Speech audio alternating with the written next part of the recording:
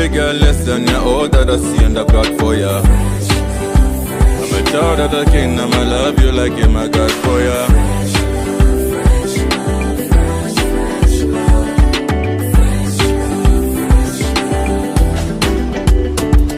Listen, ala umfweni baby. Love yanti yama sure def yama maybe. Freshness kweno kumibunka teti. Chupo chisuchena ala tepa tali baby. Mwale ngire ne walele mbuke mfuke. Ine aute team vyuke mpaka fie baba fyashine.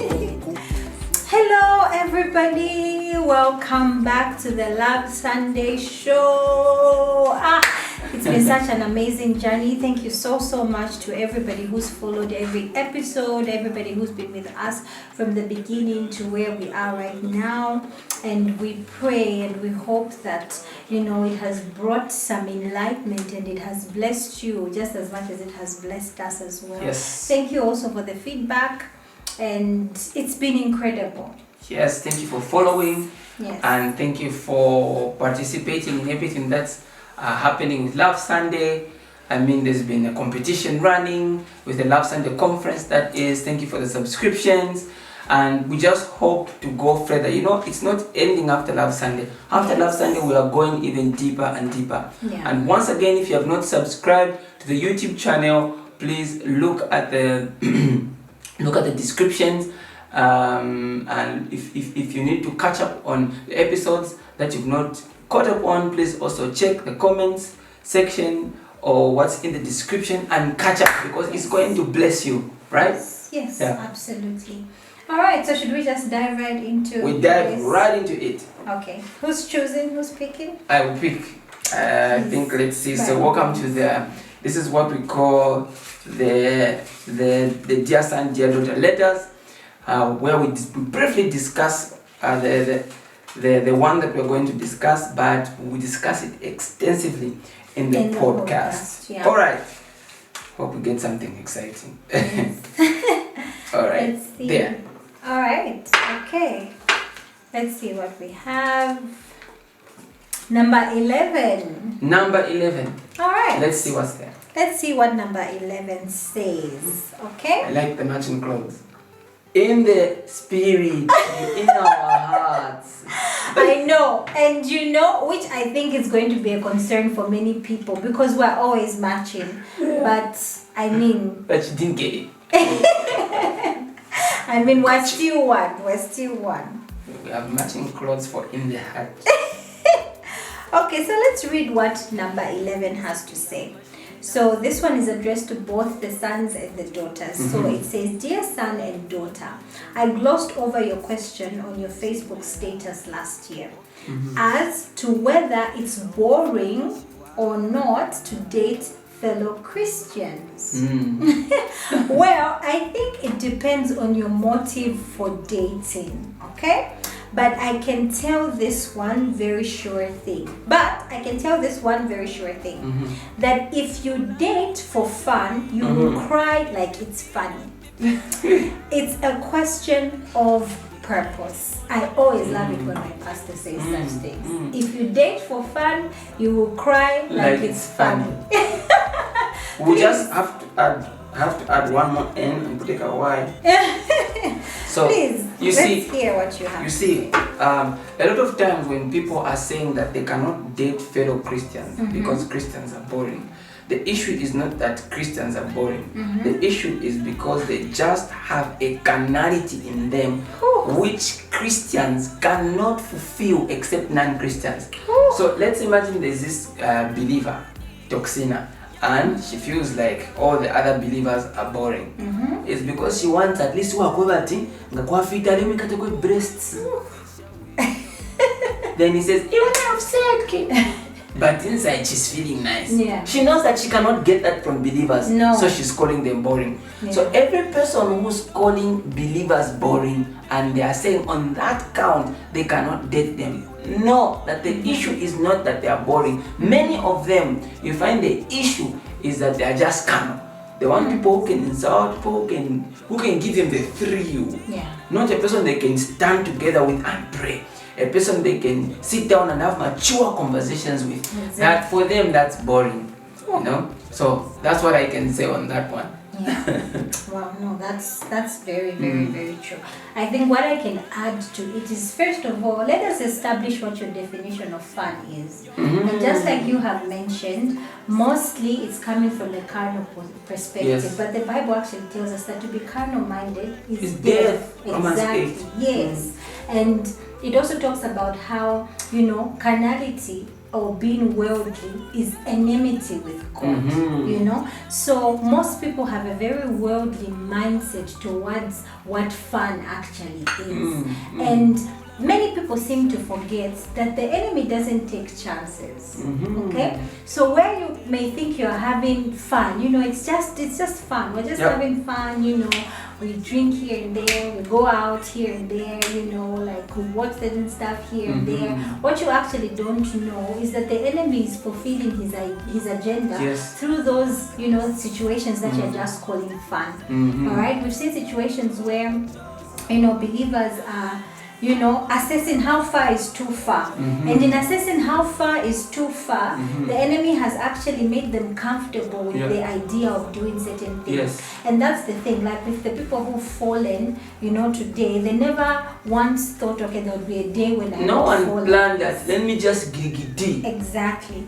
Yes. So what most people tend to forget is that the enemy likes having shares in your life, and he just wants you to be first comfortable with a particular idea, and then he will now feed off of that idea and increase it and whatnot. Because the Bible also tells us that a little leaven leavens the whole loaf. Yes, exactly. So you need to be very careful. Just a little, then you open yourself up. Yes, you need to be careful with what your ideas of fun actually are. And I tend to wonder also, what void are you trying to cover up with having that fun? All right? Is it that if maybe you don't do certain things, then it robs you of a certain, dimension in your relationship with that person? So what void exactly are you trying to fill up? Yes. Like, what's the need? Is fun like a major element in the purpose of the relationship? I've seen people pursue fun rather than pursuing purpose. You remember at the end of the Dear Daughter, Dear Son Coach, you said it's an issue of purpose. An issue of purpose. Exactly. So are you trying, there's something you said about experiments. I think people want to test out things, but you find that, like you said, a little leavens the whole bread. It's a Bemba proverb. It says, "Umlembo wa chipuwa, ukulila muni tumfwe." So that means it's like you are cooking something, then you keep testing. Before you know it, you are finished. So it's this thing which happens, like, I don't know if you've ever seen someone experience this. You are playing with worldly friends. Your worldly friends have been telling you what they do, where they sleep. You are saying, you can't do this. For you, the day you test, that's the day you get pregnant with twins. So you are not like them. You don't date for fun. You need to know who you are. Why do you want to date? If you want to date because you want to have fun, you are out of purpose. If you want to date because you want to be out of boredom, go and play a sport. Why are you going to tamper with someone's feelings? No, leave it. Wow, that's true. Maybe we can add on one here from you. What believers should do in their relationships. I remember you once mentioned something very profound, that we spend a lot of time telling people what not to do. What not to do, as opposed to what they should do. Yes, so maybe you can just in share relationships, what people should do in relationships. in their podcast. Maybe just one or two. No. Okay, because my wife has insisted. There's a lot of things that you can do. You can play sports. You can sit down. When you are in love, you don't even need to do a hobby. Just sitting down and chatting with the person, you can spend hours. So when people say at fun, they want touchings, Philippines. I heard that word somewhere on the bus. So that's what they are looking for. So because when you have a connection and chemistry with the person, you don't even need to have fun. You go to Chaminuka, you go to a hotel or something. I don't know what people. just being with the person is sufficient. Yeah. You know, so I think this issue of fun, it needs to be investigated. However, when you are dating, there's a number of things you can do. You can have mature conversations. Yes. You know, when there's proper chemistry, people don't have to be taught how to be in love. Wow. When the chemistry Wow. nice, chemistry, Yeah. you don't have to force things. People will just flow. Remember how we used to talk? Confession time. Do you remember that time? I had an exam. You had an exam. I had an exam, children. of And God. we talked the I whole was night. making points so that I could pass well. And we spoke the whole night. And well, what don't do talking? this, by the way. Don't do this. What we're just trying to emphasize Don't do what we is that. did when we were in school. Well, I knew myself. I knew it was like an easy exam that I was having the following day. But basically, what I'm just trying Oh to my explain. What we're trying to explain is that nobody will teach you, all right, how to naturally, create this space just between the two of you, and you just enjoy each other's company, and you have a strong foundation of friendship. Yep. Trust me, you won't try to look for this For fun fun. that's out there. That's And why for I can find an investigation. It's true. And for some ladies, they don't feel loved until a man comments on their body or comments Yeah, about jeans, something if we cut off the jeans. physical. Then you know that there's some unlearning and there's some carnality that's existing there. But I want us to go in detail on also what people need to do when they're dating. Yes. In the podcast. Oh. So we have to rush and go to the Utunesu segment. I can't wait to see this one and what's in store for us.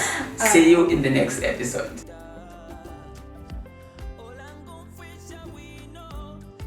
Hi, this is Pastor George and This is Mrs. Zulu. welcome to the Utunesu segment. Hope you guys will have a great time. Who was the better shower singing voice? Who's the best dancer? Who's the best dancer? You don't look like it. I am. Who is the pickier eater? Who is more picky when eating? Okay. Who's who's afraid of heights? Who's the night owl? Who sleeps very late? Who's more of a dog person? Who makes the best breakfast? You've been to one.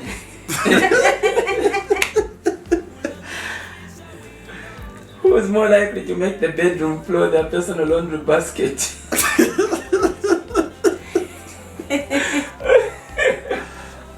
I guess every man is likely to be guilty. And this is the Who's likely to leave dishes in the sink? Yeah. Oh man, you're not being more righteous, man.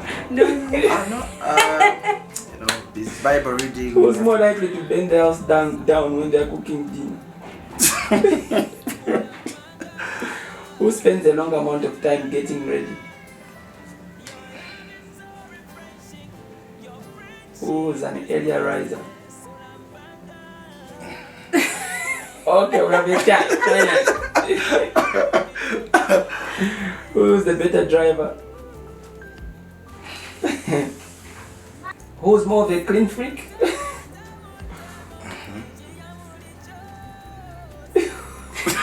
Who has a crazier family?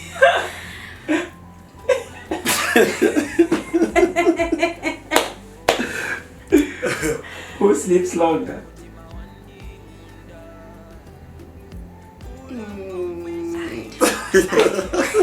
Sometime. Who has better hair? That's an Let's see, unfair I question. lost Yes. mine, yeah. Who's more organized? I am. Really? Who spends more time on social media? Or maybe the question should be who's guilty? Guilty as charged. Who exercises the most? Exercises. It is well. It is well. Maybe. Maybe I try play football sometimes. Okay, I think that's it. How did you two meet, Pastor? We met in high school. 2011, if not mistaken. Yeah, 2011. I was in my final grade and she was in grade 11. We actually met in Scripture Union. Yeah. What was your first impression of him when you met him? My first impression was he was a believer, so that was what attracted me to him. What did you think of him when you saw him the first time? I was excited. Maybe let me say I liked him just when I saw him. How come? I don't know. Yeah. What was your first impression of her? She was likable. I liked her, and she looked like a decent, godly girl. So I liked her. Was it love at first sight, or you liked her for the like of the Lord? Both. But you know, it wasn't something that I would maybe conclude there and then, because she was more like, you know, one of my members, so I just kept it low. But I liked her, to be honest. I did. What do you think are some of the major issues with relationships in Zambia? People who are dating, what are some of the things you've noticed are their problems? To start with, I think it goes back to the issue of foundation, because even the Bible is very clear that if the foundations are destroyed, what can the righteous do? So many people do not pay attention to how they start their relationships. The other issue is also expectation management. It's like people expect a lot and then they just enter relationships without investing or spending enough time to get to know each other. So there is also that. Then the other issue is... What do you mean by expectation management? Expectation. What shouldn't a girl expect from a man that's dating her? Okay, I think nowadays we have a lot of girls who are expecting too much. Like he said, yeah, you can be expectant. You can have a kind of a man that you want. You can have a type of a person that you desire to be with or to end up with in life. But you shouldn't expect too much, because we are human beings and sometimes we get limited. We are limited by even so many things, factors of life, you know. Sometimes you expect that you have someone who has a certain kind of behavior or character, but you discover that at the end of the day, they are not what you are actually expected. So we must really manage our expectations as we enter into relationships. What did you like about Pastor George when you began to date? I liked the fact that he was responsible. We just met, yeah, but I could see a sense of responsibility in him. He was a responsible young man who knew how to take care of himself, who knew how to balance his time. He knew how to manage his time. He was a student.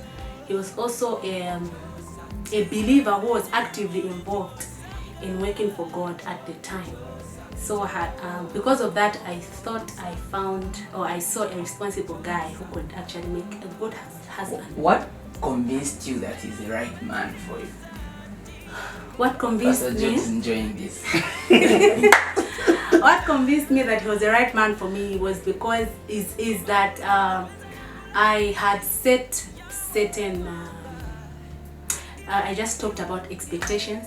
There are certain things that I had put in place to say in a man that I would end up with in life. I want to see this, and that.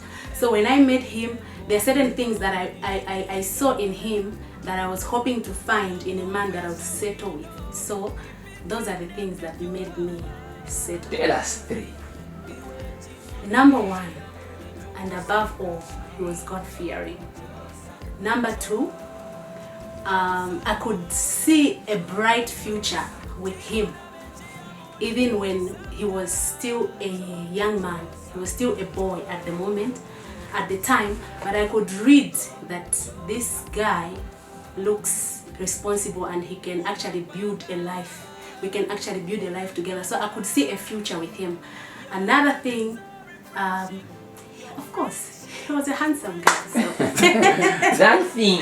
Yes. Yeah, okay. Thank you for not leaving it out. Yeah, actually the fourth thing, Let's go, I used to like I used to like someone who could speak good English. So that's one of the things that actually I liked about him.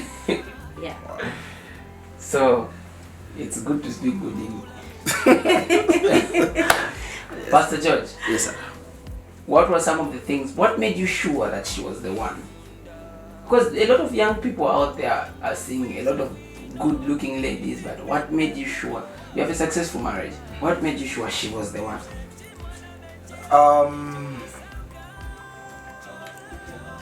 That question sounds simple. It's quite tricky, but I'll be quick to answer it. I think for me, having known the Lord at a very early stage, I got born again when I was about 13. So with time, as I was growing up, I came to realize that we don't just marry for love. We also have to marry for purpose. So I looked at something that was beyond the status quo. It was beyond the looks. You know, they say beauty lies in the eyes of the beholder. But you know, with my woman, beauty lies in the eyes of everybody who sees her. So I think what made me know she was the one was her ability to embrace the people around, to value what I was doing. She was so supportive to the ministry, so committed. She didn't just love me, she loved even the people around. Because sometimes there are people who are just attracted to you, but they don't want to see the people around. And then I was in ministry even at the time as a young man.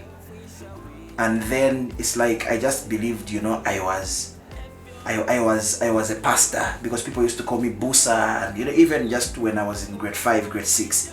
So whoever I dated, to be honest with you, was a my Busa to be. So I also had the future in perspective. So I knew she was the one because of her ability to embrace people. She was so loving, so kind. So those qualities to me were more attractive, you know, beyond her looks. I think that's what I can say. Okay. What would you say is how can young people date correctly before they get married? What are some of the things they need to do to date correctly before they get married? Mrs. Zulu. Okay, I think the first thing that young people must understand is that they must know who they are. They must first identify themselves, because when you know who you are, it is very easy for you to know what must come into your life and what must not. So it's very easy to make decisions, it's very easy to make choices in life if you have an identity, if you know who you are. So the first step is that they must identify themselves. They are making a lot of mistakes because they don't know who they are, so they can do anything, they can be with anyone without identifying who must be in their life, because they have not identified who they are. Yeah. Feels like you should go on. Pastor, you can add. I think in line with what she has said, you cannot be looking for someone if you've not found yourself. So when you discover whose you are, the first thing that comes in the picture is you always need to have this realization that you're a Christian. So you are not looking for someone that that will just fit into your life. You're looking for someone that has the same mind, the same pursuits as you. I'm not talking about perfectionism, but I'm talking about dating with and for a purpose, because you have the future in mind. So you need to set how can I put it? You need to know what you're looking for. And then if you know what you're looking for, it will be easier for you to know who can come into your life. You don't just date for fun. You have the future in mind, and then you know to say, okay, if I have this person in my life, we're going to make something work. Pastor, what would you say to a young man or young woman who's really attracted to this other person, young man or young woman, but maybe say they are not saved, or they don't necessarily have the same values, but they are really attracted to this person? We go ahead and marry that kind of a person. The Bible is very clear that believers are not supposed to be unequally yoked with non-believers, and then that one is undebatable. That one, we can't even argue with it. So like I earlier mentioned, we don't just marry for love. We don't just marry or settle with people because we are attracted to them. We also have to look at the bigger picture. You are not a guy who are in love who is also a believer. You are a believer who is in love. So you don't just love. At the end of the day, you can be attracted to someone based on many things. You can be attracted to them because of how they look, maybe because of what they have. But you have to ask yourself questions that are beyond what meets the eye. So if someone is in love with somebody, it is beyond saying, I just like that person, I'd love to settle with them. You need to get back to the questions, maybe the issues that we earlier mentioned. Ask yourself, what is my purpose? What is my identity? If I have this person in my life, where do they fit? And the Bible is very clear. Two people cannot work together unless they agree on the direction. That is Amos 3 verse 3 using NLT. So if this person comes into my life, where are we going? I think that must really be considered. What would you say about a man, Mrs. Zulu, who is so much controlled by his family in terms of, maybe, let's imagine Pastor George only married you because the family influence, or you're talking about this man who's always influenced by family. What would be the advice you would give to a young woman who's going to get into a marriage because the man was influenced by the family? Maybe they go on a break because the family says, okay, take a break. What's the place of family when it comes to dating and marriage? Okay, the place of family when it comes to dating and marriage is second or third place. I think the most important thing between two people is love. So when two people are in love, they must know what they are in for. And so family is very important. We cannot sideline that fact. But a man must know the place for the family and his place in that relationship. So if a man is controlled by his family, that is somehow a red flag, unless he's ready to change. But a man who is usually controlled by his family is not really a good man for either relationship or marriage, because he will always listen from his family before he can make a decision, before he can do certain things. We have seen in communities where we live, where men listen too much from their family than from their wife or their spouse. So it's very dangerous, because sometimes you discover that a man is doing something without the knowledge of his wife or his partner, because he was influenced by his family. So a man must know the place where the family must come in and where the family must not come in, because family, if we allow it to really come and control our relationships or marriages, we can lead to distraction in our relationships. It's dangerous. Pastor, would you like to add anything? I think we had an incident when we were starting out.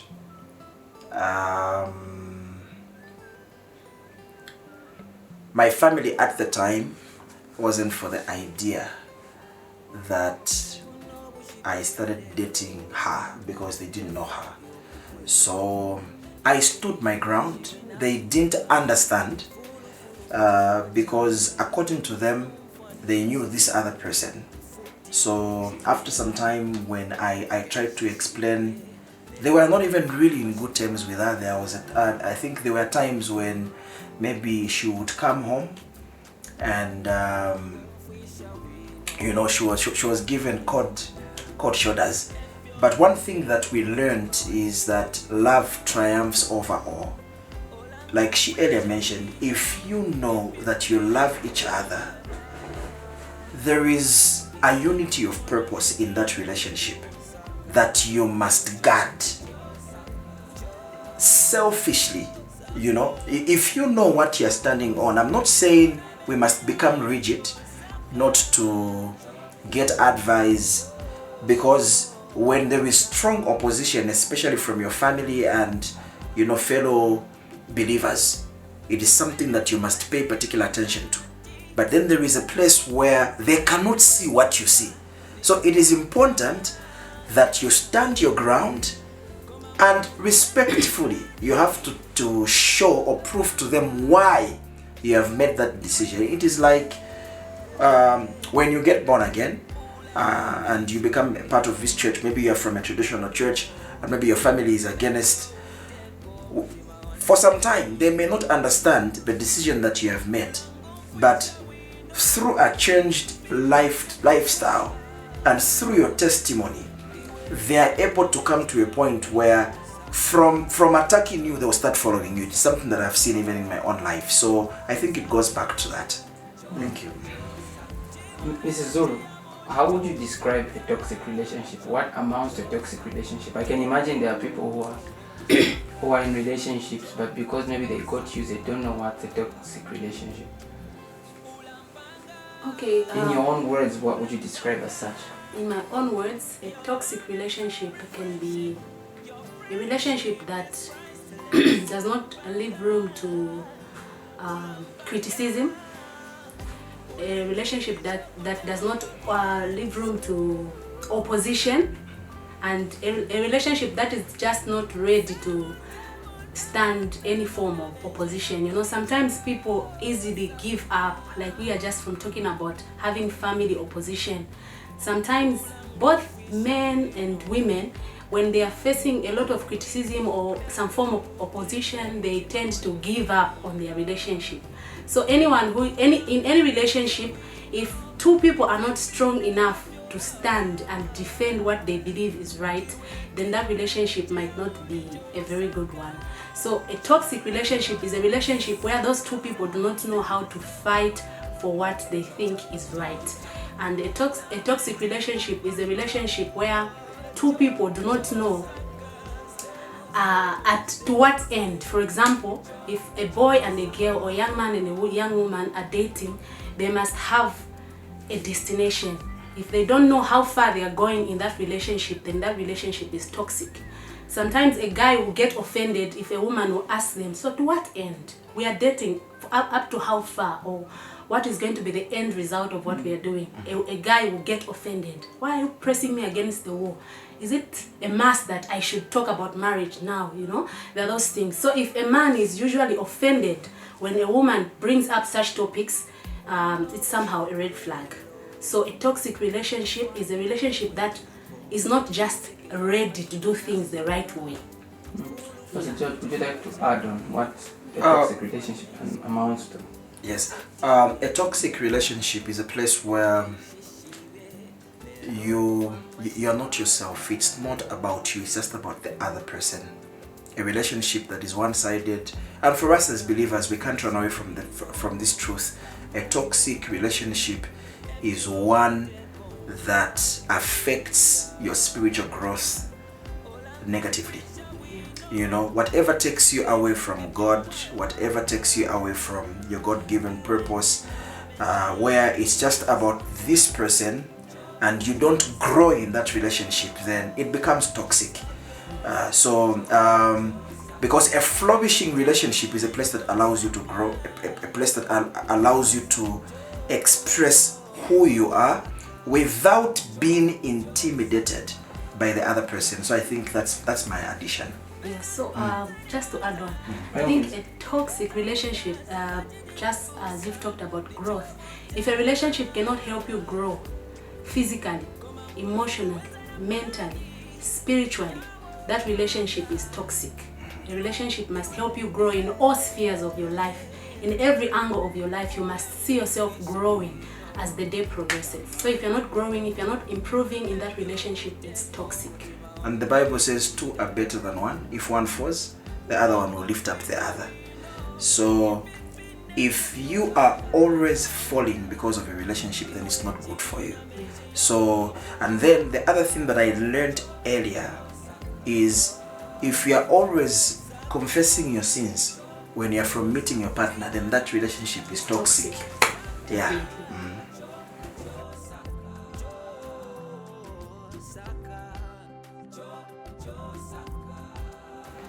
The river Zambezi marks the southern border of Zambia. Into which ocean does it flow?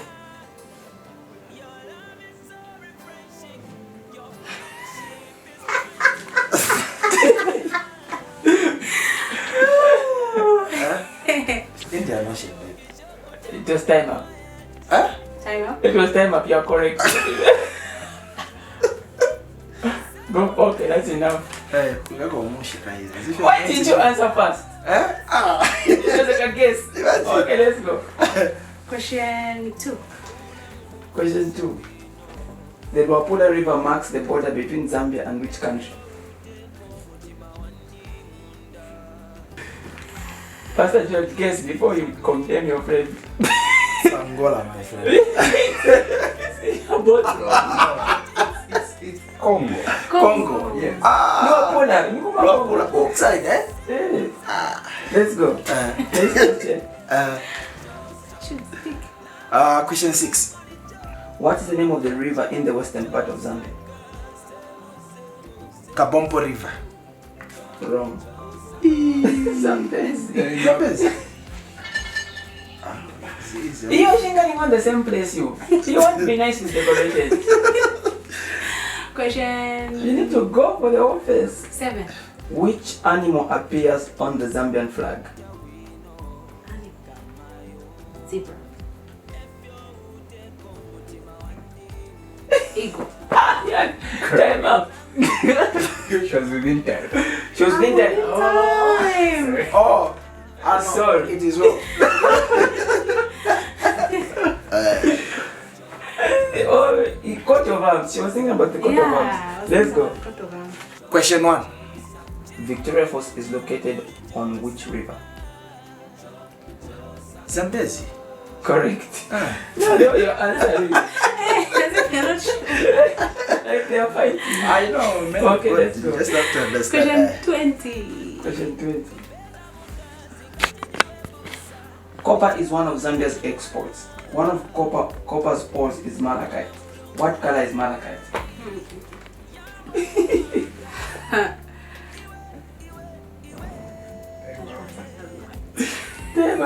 What color is My it? friend, it's green. From the Correct. Zambian flag. You're doing the same place. Oh, no. You've already done it. You guys are bloody. This one is not dirty. It's almost to be dirty. Let's go. Let's go. Question 8. Question 8. Which river forms a border between Zambia and the Democratic Republic of Congo?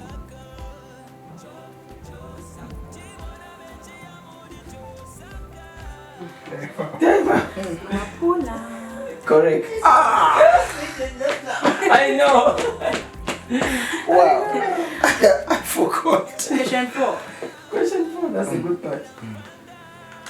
In 1935, Lusaka replaced which city that was the capital of Northern Rhodesia? Livingstone.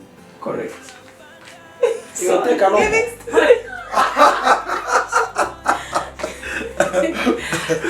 That's my balloon. Let's go. Let's go. Question 9. In 1970, I'll read it again. Uh-huh. A new railway was opened to connect Zambia with the ocean. Where is this harbor? I shouldn't get in here. I don't know myself. Oh, you look handsome. Dar es Salaam. Oh, In Tanzania. I actually thought of Tanzania. Tazara. Yes. Tazara. Yes. So if I mentioned Tanzania, I was going And the to question get it. is complicated. Yes. Like it's twisted. Let's go. Yeah, I had Tanzania in mind. 10. What is the currency of Zambia? Kwacha. Correct.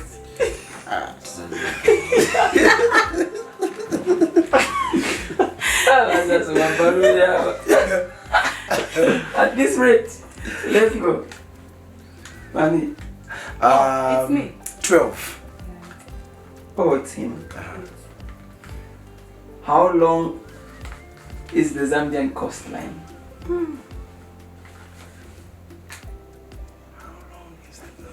Idea. Shouldn't get it. Zambia does not have a coastline. It's 0 kilometers.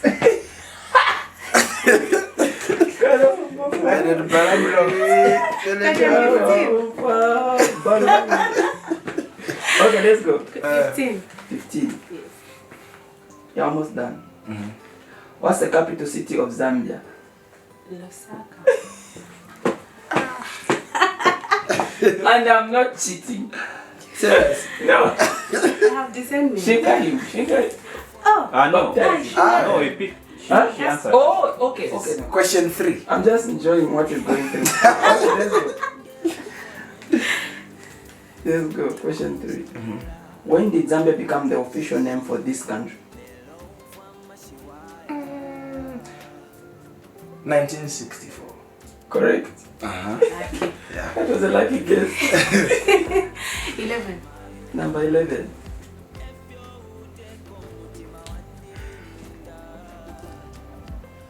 What is the biggest national park in Zambia?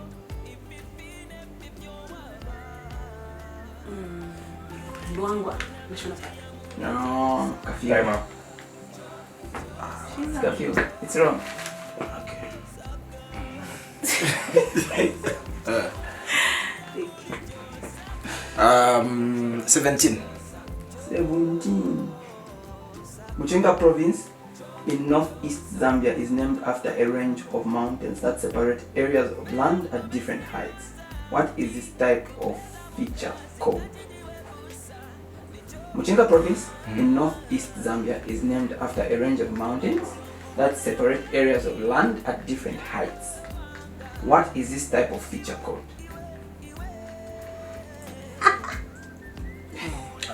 Escarpment. Correct. Chinga escarpment. Listen, African. This feature is called escarpment. Chinga escarpment. Oh, yeah. It is Question wrong. 15. Question 15. No, take it. 17. Take it. 9. 9. 9 is gone? I think I got 9, if not mistaken. Yeah. 19. 19. On which lake is Zambia's only harbor port? On which lake is Zambia's only harbor port? The Kariba. Lake Tanganyika. Like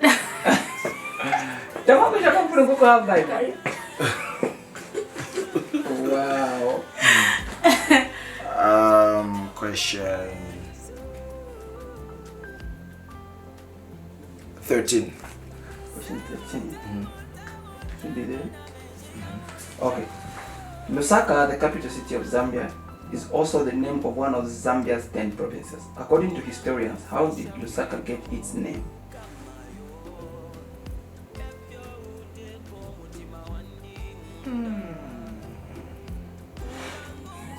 Time. I know it, I've forgotten it as well. After a village headman called Lusaka. Imagine. Yeah. Suckers. Yes. Question 13. That's the question he was from answering. 13? Yes. Okay. 16. They're not done. I think they're done. How many have been answered so far from there? The time it was starting.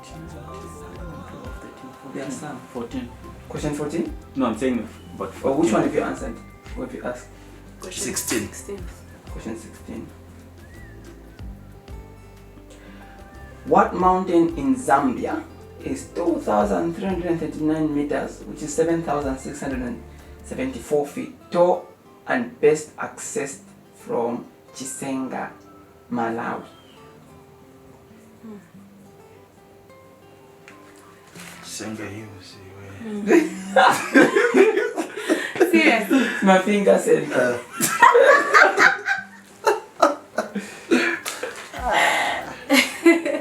There's question 18.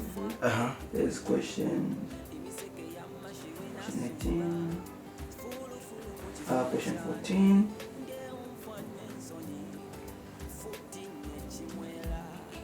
Question 14. Okay, let's go with question 18.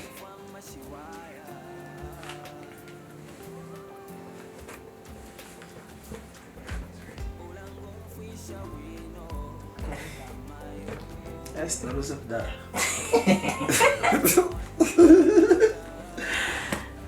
Ngamwachia pia ku Bible. Okay. Okay. Okay, so those are the last two questions. You said question what? 18. Question 18. So there is 18 and 14. Wow. Yeah, you said question what? 18. Question 18. Question 18 reads: with an area of 290,000 square miles, Zambia is slightly larger than Texas.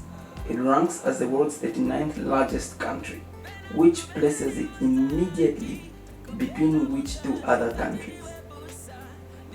I'll read it again. With an area of 290,000 square miles, Zambia is slightly larger than Texas. It ranks as the world's 39th largest country, which places it immediately between which two other countries? This is in terms of size. Angola and Botswana. Chile and Burma.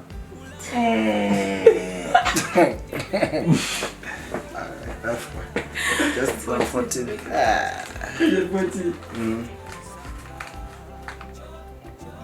Exciting. That's the last one, Yeah. Amai sinaruza kudhandija makampatolo kuja bavota. Chibwe bawina kudala. Ndio ikai. Sorry. Question 14. Which ecosystem best describes most of Zambia?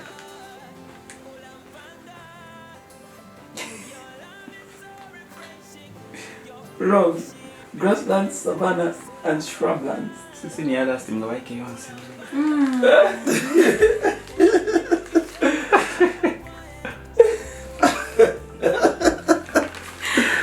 Okay. So it's 3-1. 3-1. I just answered one correctly. Yes. Out of yeah. Yeah. Hold it for him. Okay. He needs to bite it until it pops.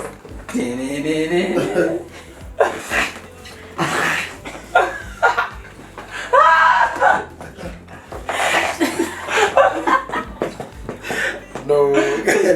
Faster bite.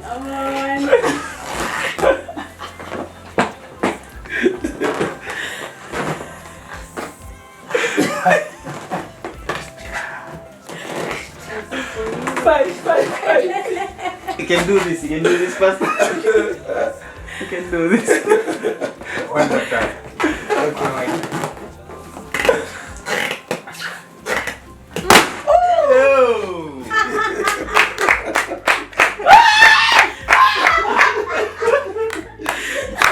Congrats. Invite people for Love Sunday now. We're inviting you for Love Sunday conference on The 16th of May from 09 hours to 16 hours. at Sunset Stadium. Don't miss. It's free. See you there. See you there. All right.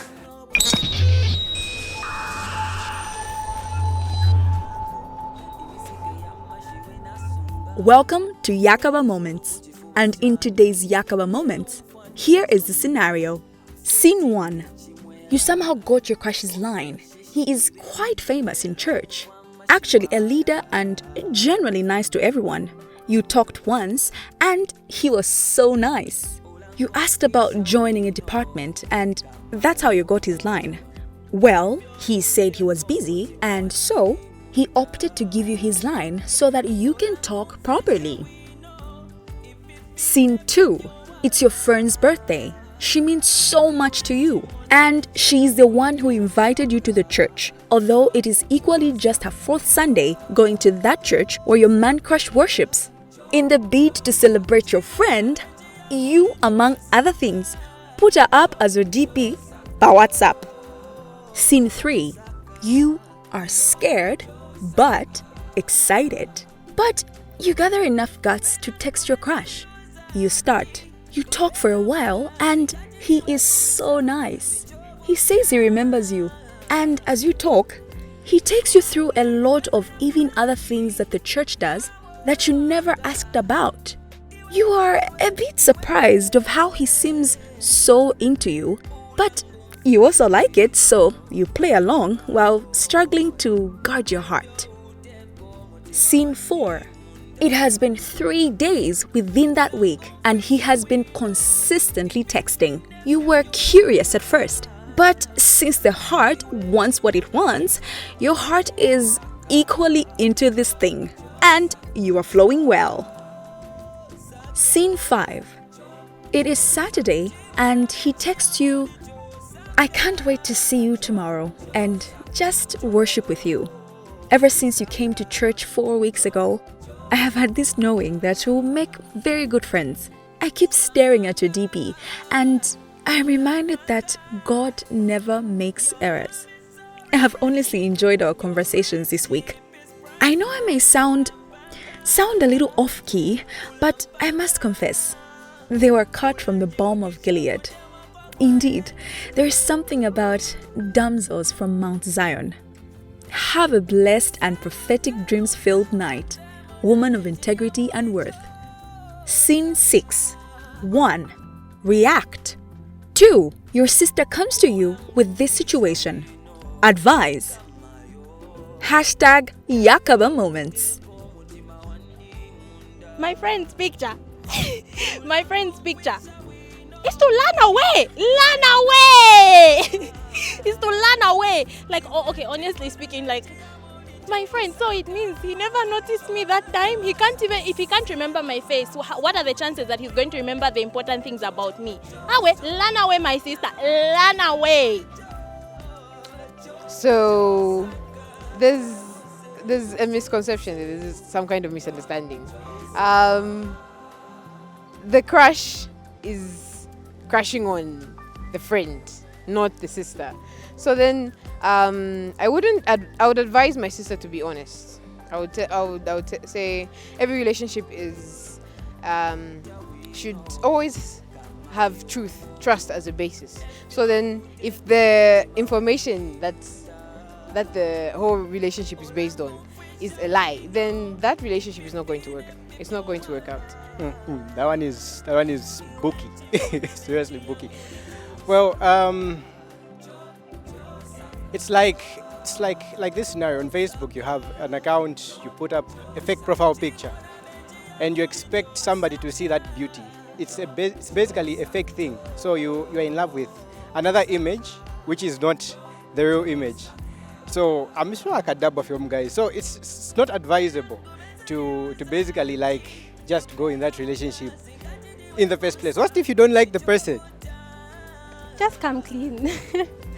Don't beat around the bush. Don't dwell in the dark. Just say, oh, by the way, actually, that's a picture of my friend. It's not me, but I did visit you for the first time and I enjoyed the service and blah, blah, blah, blah, blah. Just come clean. Like, the more you enter inside the trenches, there's no light, the deeper you go. Just come clean. It will just become a nasty mess.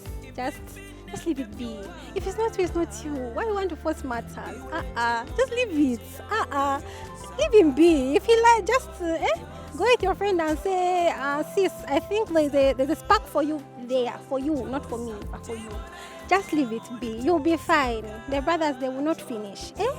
Yes.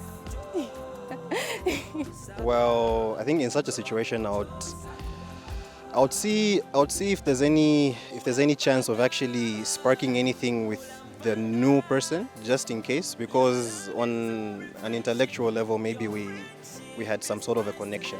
So if physically I still have the same vibe with her, then maybe I can pursue that. But initially, I think I would let the other person know that I thought it was this other person who I was talking to and not you. But yeah, I would still try and see if we can spark things up even in person. First of all, what was Natasha thinking to had put another person's DP while let's talking to a person she was interested in? I think sometimes women are confused. They are not confusing, they are just confused. You need to be straightforward with what you want. If you know that you're interested in a guy, like make it apparent it's you interested in that guy. Like, I'm not saying now go and drop application letters and stuff like that. Obviously you have to throw one hint there and there. That's, you know what I mean. But like, why did you do that? First of all, I think you have to come back to reality and realize that guy is not in love with you. If at all he's already fallen, it's another person. So just grow out of it, because you're already hurting your own heart, you're breaking your own heart. So come back to reality, grow out of it, because there's no way you're going to start convincing a guy that it's actually me who you are in love with, not my friend. Because obviously that girl also doesn't know that this is even happening, because that's her friend. So no, grow out of it, you'll be fine, you'll not die. Life goes on, you know, God is still on the throne. You obviously like another person, but you should also be serious. Yeah, like next time, be clear with what you want. Don't beat about the bushes with what you want. Time is a limited resource. Nkumsiya, because what am I supposed to do? Like it's two different people, you understand? Yeah, like the person I'm seeing and the person that I've been talking to, very different. Like, so you just call it off, because there's nothing you can do about that if you're talking to the wrong person. I'll tell him that's not me. Yeah, and then to others it might be like overstepping, but you know, just for clarity's sake, send my picture and tell him that's me. Yeah. Ooh, what do I tell him in response? Then they're meant to be. I'll send her number if it's her, or maybe I don't know. Eish, that's a tricky one, but I think in the first place I would have to like check myself, because this whole issue of, because it means like the foundation itself was wrong, because it means I was so much like focused on the facial aspect of someone before I even like got to the part where I got to know them. So I think as a leader that should be something that I should check myself on, because the number of teachings we have received from that is where you have to sort of build a friendship with someone before you can even go to certain extents. So if I'm there focusing on someone's DP, and that's like the number one thing that I'm excited about, beyond the conversations we've been having, beyond the interactions, and I'm just like there gripped on the face, then that's an issue in the first place. So how I would handle that is I would take a step back. Yes, in the first place I erred in focusing on her face. So what I would do next is get to meet the person I was chatting with. If I was feeling the vibes to the conversation, then I'm like having that sort of feeling, and then there's that. But what I would do first is I'll get to meet the person in person, and then get to sort of try to know the real person before I could even start like focusing on what they look like and that sort of thing. So I would just like put myself on hold to say, you're not going through with this because the foundation itself was wrong. Why was I like so focused on the DP? That goes against what we've been taught and how we should carry ourselves, not just as leaders, but as just guys in church, in the household of faith church. So I'd definitely take a step back, analyze my motives, my heart, to see if is it in the right place. Do I really want to get to know this person, even after seeing the real face? Do I really want to proceed? And I would also seek advice from various pastors that we have, and also the deacons, to see how they would advise on how I would proceed. Yeah, so that's what I would do. I hope you enjoyed the Yakaba moments, but we want to remind you that we are about to have Love Sunday this 6th of May. Yes. And my wife and I are cordially inviting you. Make sure you invite your friend, so that your friend invites your friend. Yes. And then the whole village comes. So we want to see you at Love Sunday, because most of these things we are going to discuss them, and I believe that the Lord is going to touch your life in a very special way. Whether you are dating, you are single, you are married, there's a particular blessing and wisdom which is yours. So see you. See you.